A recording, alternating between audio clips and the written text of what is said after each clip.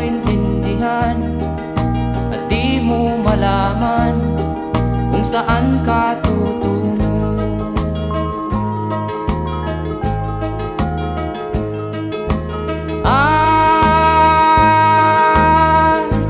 Kung nakamit mo na ang pangarap,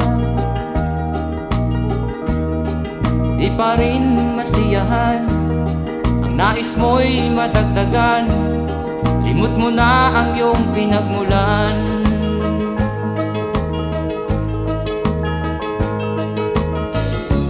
Bakit nga ba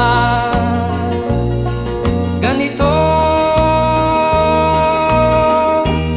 Ang tao'y walang kasiyahan.